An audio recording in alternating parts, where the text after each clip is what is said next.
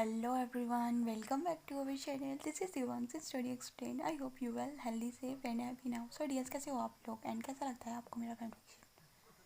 I hope आप लोग को मेरा कन्वर्सेशन पसंद आता होगा. अगर पसंद आता है प्लीज़ चैनल को सब्सक्राइब कर देना, वीडियोस को लाइक कर देना, बेल आइकन को प्रेस कर देना. एंड जो भी स्टोरी लाइन मैं आप लोग के साथ शेयर करता हूँ ये सिर्फ फ्रेंड रिएक्शन होती है, इमेजिनेशन स्टोरी होती है, इसका रियल लाइफ से कोई भी लेना देना नहीं होता है. सो डियर प्रीवियस पार्ट बताकर मैं आप लोग को बोर नहीं करूँगी, सीधा नेक्स्ट पार्ट पे आते हैं.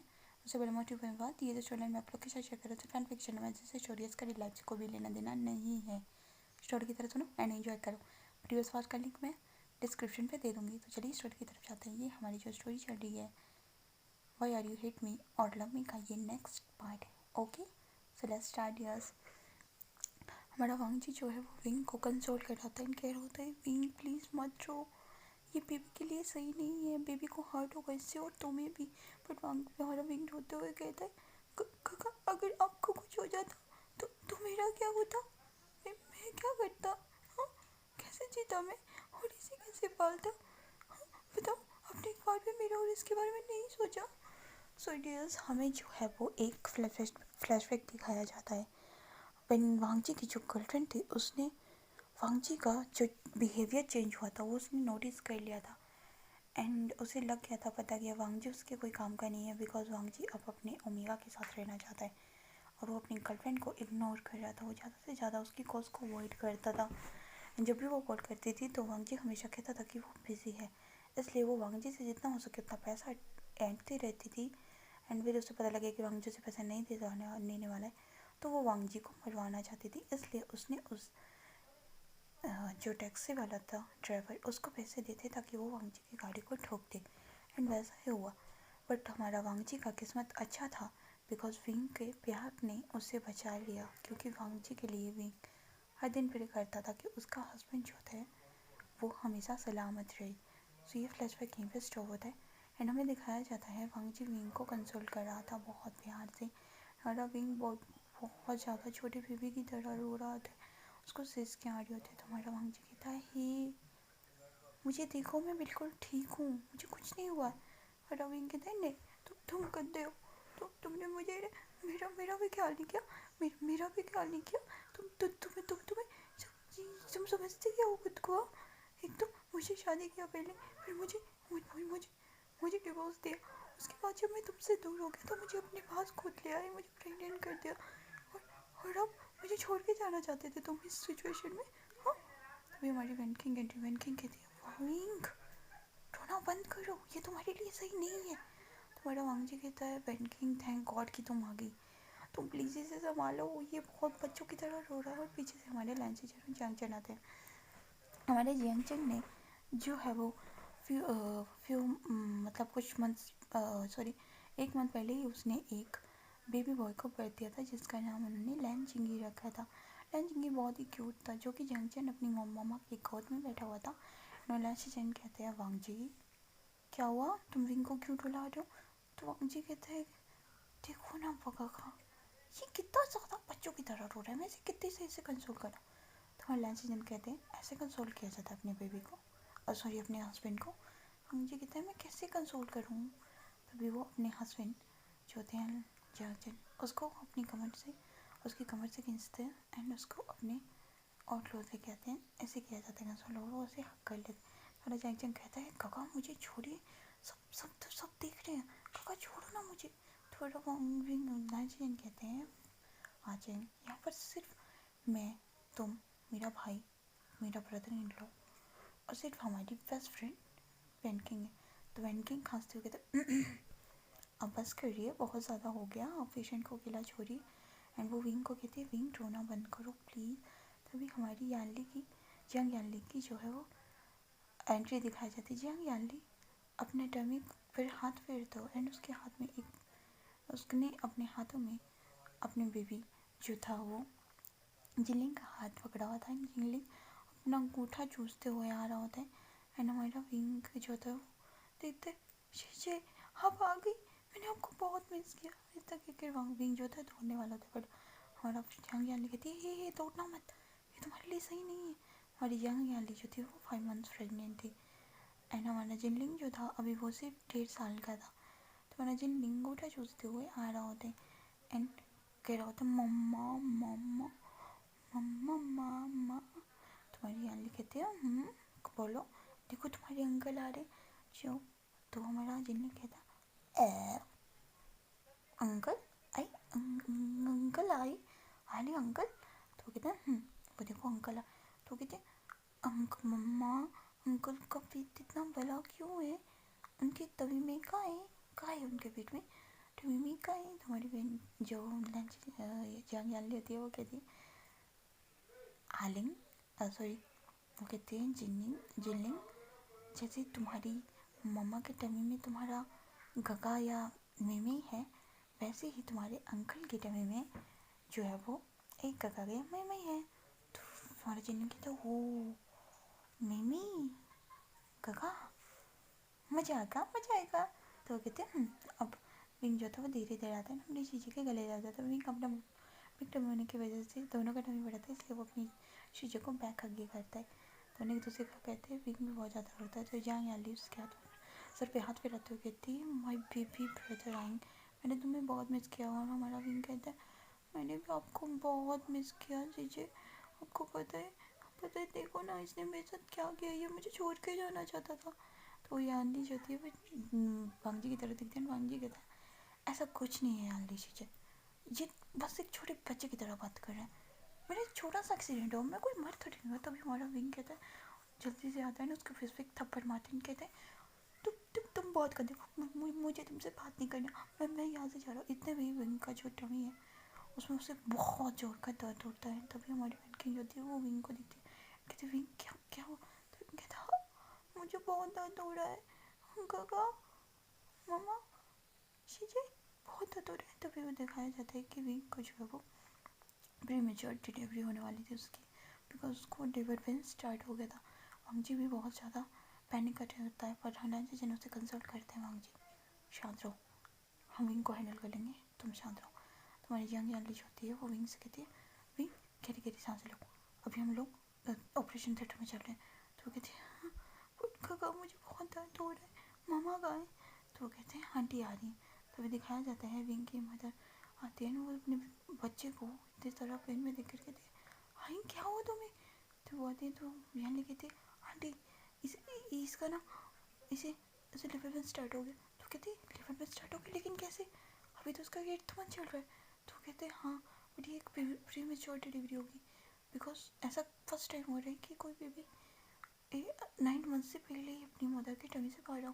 तो कहते हैं ठीक है बट मेरे बेबी का अच्छे से ख्याल रखना, उनकी आंसुओं से भी आंसू निकल रहे होते हैं।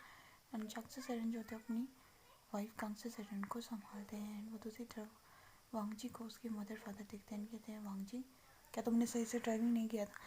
वांग जी कहता है I am sorry dad, I am sorry, आप सबको सॉरी कह रहा हूँ, बट पहले हमें विंग की तरफ कॉन्सेंट्रेट करनी चाहिए। कहते हैं ठीक है। उसके बाद विंग होती है वो सभी लोग जो विंग को स्टेज पर डालकर जो होते हैं ऑपरेशन थिएटर में ले जाते हैं। ऑपरेशन थिएटर में विंग बहुत ज़्यादा जोर जोर से चीख रहा होता है एंड कह रहा होता है अपने बालों को नोचते हुए मुझे बहुत पेन हो रहा है काका प्लीज़ मुझे हेल्प करिए, मैं ये पेन बेयर नहीं कर पाऊँगा।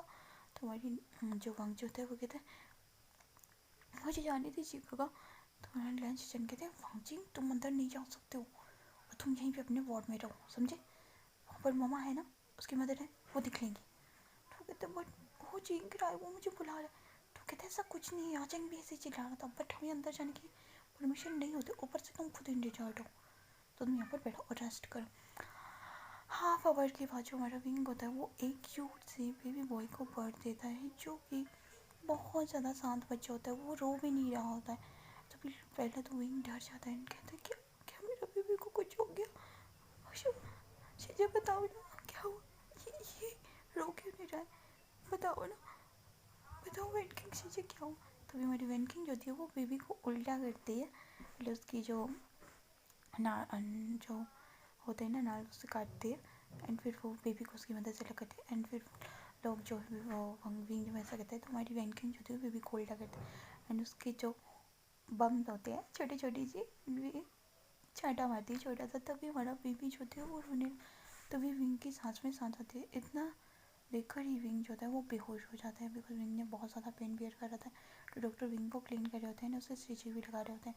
तभी हमारी वेट किंग जो थी वो बेबी को लेकर बाहर आती है, तभी लोग बहुत हैप्पी बेबी बहुत ज़्यादा क्यूट होता है। वो देखते हैं कि बेबी पूरा का पूरा हमारे वांगजी का शक्ल का होता है, पूरा का पूरा फेस का फीचर उसका बिहेवियर पूरा वांगजी भी का होता है।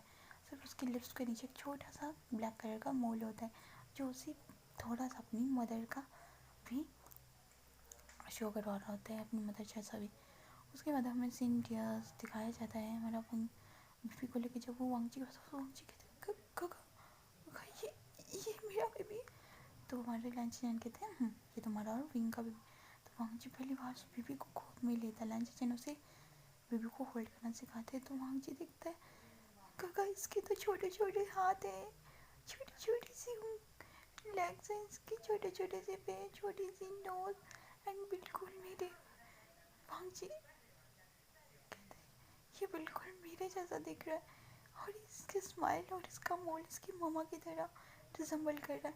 तुम्हारे लंच जैन कहते हैं हाँ बाबा वांगजी ये बेबी तुम्हारा और विंग का है तो ये तुम दोनों को रिजेंबल करेगा ना, जैसे मेरा और जंगजन का बेबी है वो हम दोनों को रिजेंबल करता है। बिकॉज वो फेस से ज़रूर मेरी तरह लगता है लेकिन उसने फीचर्स अपनी मदर के लिए हैं पूरे। एंड वो बहुत ज़्यादा चीखता है जब वो चीखता है। तो कहते हैं उसके बाद जो हमारी जो बैंकिंग होती है वो विंग को स्टेचेस करके उसका सिंपल वार्ड में शिफ्ट कर देती है। विंग तो बेहोश होता है एंड वांगजी कहते हैं विंग कैसा है। तो हमारी बैंकिंग कहती है चिंता मत करो वो ठीक है। हम लोग ने उसे स्टेचेस कर दिए, अब वो सिर्फ अपने बेड में। बट हम लोग हैरान है कि ये बेबी 8 मंथ का होकर इतना हेल्दी कैसे है। बिकॉज विंग को देखकर ऐसा नहीं लगता था कि वो कहीं इसका मतलब ये तो नहीं है कि मुझे जांच करने में थोड़ा गलती हो गया। और विंग जब मुझे लगा था कि वो 1 मंथ प्रेग्नेंट है तो वो ऑलरेडी उस वक्त 2 मंथ्स प्रेग्नेंट होगा। बिकॉज तभी ऐसा हो सकता है।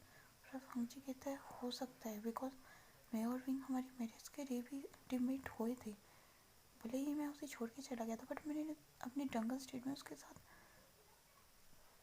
तभी वांगजी रुक जाता है एंड कहता है हो सकता है तभी विंग प्रेग्नेंट था और मुझे शायद गलती हो गई उसकी रिपोर्ट्स में। तो कहते हैं ठीक है। उसके बाद वो लोग जो हैं वो उस बेबी के साथ टाइम स्पेंड करते हैं। सभी लोग बेबी को हाथ में लेते हैं और विंग की मदर जब उस बेबी को हाथ में कहते हैं सुनिए जी इसे देखिए ये पूरा हमारे पिक्चर जैसा दिखता है। ओह माय गॉड ये कितना क्यूट है। तो हमारे जो चंक्स से रहते हैं वो कहते हैं ये तुम पे गया है। तो हमारी कांग्स से रहती है वो तो कहते बट ये सबसे ज़्यादा अपने अल्फ़ा फादर की जैसे दिख रहा है। तो वो कहते हैं हाँ अपने अल्फ़ा फादर को तो रिजेंबल करेगा ही बिकॉज ये इनका बेटा जो है। तो मेरा वांगजी कहता है उसके बाद हमें सीन स्किप करके दिखाया जाता है 1 वीक के बाद। वांग जो है वो अब ठीक होके घर आ गया था। वो लोग अपने बेबी के साथ बहुत अच्छे थे। वांगजी का भी अच्छे से विंग और वांगजी का अच्छे से ख्याल जो है उसकी मदर रख रही होती है। विंग की मदर भी विंग और वांगजी का ख्याल रख रही होती है। वो विंग को सिखाती हैं कि कैसे बेबी को फीडिंग करवाना है, कैसे उसे नहलाना है, कैसे उसे डकार लगाने हैं और उसे किस तरह से उसे नहलाना है, कपड़े किस तरह से पहने हैं, उसका नापी कैसे चेंज करना है, हर चीज़ वो सिखाते हैं विंग को। विंग भी बहुत अच्छे तरीके से उन चीज़ों को सीखता है। विंग भले ही एक छोटा सा बॉय है बिकॉज वांगजी उससे बड़ा है, विंग उससे काफ़ी छोटा है बट फिर भी विंग हर चीज़ को बहुत अच्छे तरीके से सीखता है। वांगजी भी हैरान होता है एंड धीरे धीरे हमें दिखाया जाता है कि वांगजी के जो एक्सीडेंट की खबर थी वो सब जगह फैल गई थी। इसलिए हमारे लैंस टीचर ने जो है वो इंक्वायरी करने का सोचा था एंड इंक्वायरी में के दौरान उन्होंने वांगजी की गर्लफ्रेंड को देखा था कि उसने जिस पर्सन को पैसे दिए थे उस गाड़ी ने जानबूझकर वांगजी की गाड़ी को टक्कर मारा था। बिकॉज वांगजी ने उस गाड़ी को स्पेस दिया था ताकि वो निकल सके बट वो गाड़ी वांगजी की गाड़ी को ओवरटेक कर रही थी इसलिए वांगजी ने स्पेस दिया बट उस गाड़ी ने वो स्पेस नहीं लिया बल्कि उल्टा वांगजी की गाड़ी को टक्कर मार दी जिस वजह से वांगजी का एक्सीडेंट हुआ। बट वहीं पर वहाँ पर साइड में उन्हें उसकी गर्लफ्रेंड दिखती है। तो लंचन कहते हैं मुझे पहले से ही शक था इस लड़की पे, ये ऐसा ही कुछ करेगी। उसके बाद हमारे लंचन ने उसके खिलाफ जो है वो सख्त कार्रवाई की थी। उसे जो है वो पहले वांगजी को विंग को मारने के लिए और वांगजी को जान से मारने के लिए उसे जो है वो मर्डर का चार्ज लगता है। उसे उम्र कैद की सज़ा भी होती है और फांसी की भी, दोनों उसी सजा कर कैसी होती है, ऐसा कैसे हो सकता है, मैं कैसे फंस सकती हूँ, ऐसे नहीं हो सकता, ये सब झूठ है। सो डियर्स देखते हैं नेक्स्ट पार्ट में आगे क्या होता है।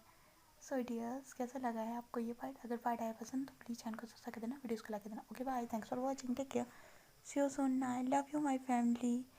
मिलते हैं इसके नेक्स्ट पार्ट में और देखेंगे आगे होता है क्या। तब तक के लिए thanks for watching, see you.